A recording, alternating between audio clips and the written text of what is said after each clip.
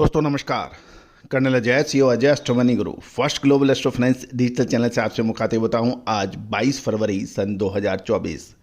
दोस्तों लगभग 6,700 से अधिक शो, 1,14,000 से अधिक सब्सक्राइबर और 1 करोड़ 9 लाख व्यू वाला आपका अपना चैनल अजय एस्ट्रो मनी गुरु। दोस्तों हमारा प्रयास ये रहता है कि एग्रो कमोडिटीज़ हो, चाहे मेटल हो, बुलियन हो या फिर कोल स्टील, इस पर लगातार अपडेट और विश्लेषण आप तक पहुंचाए जाएं। शेयर बाजार के बारे में भी अपडेट दिया जाए। दोस्तों आज के एपिसोड में हम तिल की बात करेंगे, जानिए पूरी रिपोर्ट विस्तार से।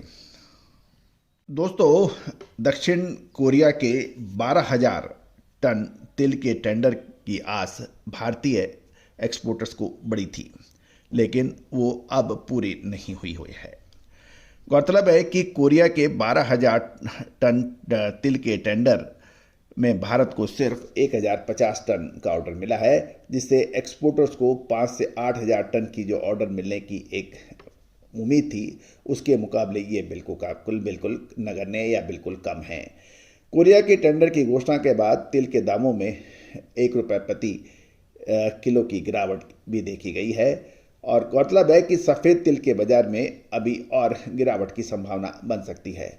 दक्षिण कोरिया के 12,000 तिल के टेंडर में भारत को 50% से ज़्यादा का बड़ा ऑर्डर मिलने की उम्मीद थी, लेकिन जब टेंडर ओपन हुआ तो अफ्रीकन देशों ने भारतीय एक्सपोर्टर्स को भाव के मामले में पीछे छोड़ दिया और इससे भारतीय एक्सपोर्टर्स को एक बड़ा झटका भी लगा है। और गौरतलब है कि दक्षिणी कोरिया के दोनों टेंडर 6,000 टन के थे, जिसमें पहला टेंडर 26 अप्रैल तक डिलीवर होना था, जिसमें green star company of India को $2,060 में 450 टन का ऑर्डर मिला है।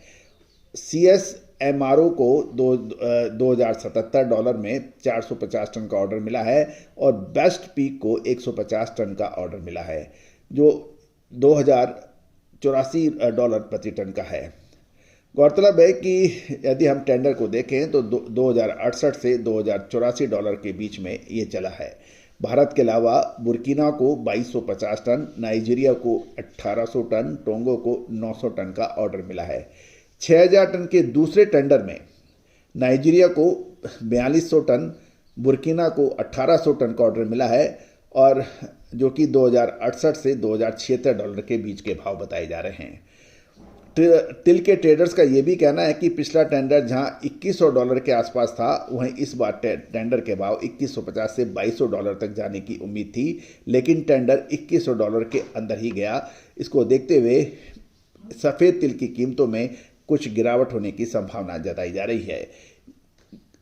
गर्मी के तिल की बुआई का काम शुरू हो गया है और यदि दाम और गिरे तो बुआई पर इसका असर पड़ने की संभावना बन सकती है। तो दोस्तों ये तो इम्पॉर्टेंट है कि तिल का निर्यात ही तिल के बाज़ारों को तेज कर सकता है। अब देखना यह है कि आगे क्या संभावना बन सकती है। बाकी दूसरे देशों को तिल के जो ऑर्डर हैं उसमें सबसे बड़ा महत्वपूर्ण दक्षिण ये जो अफ्रीकन कंट्रीज हैं, इनके भाव भारतीय तिल के मुकाबले थोड़े कमज़ोर हैं, कम है। इसका असर भारतीय निर्यातकों को पड़ता है। दोस्तों हमारा ये एपिसोड आपको कैसा लगा, अपनी राय अवश्य दीजिएगा। All the very best, good luck, happy trading.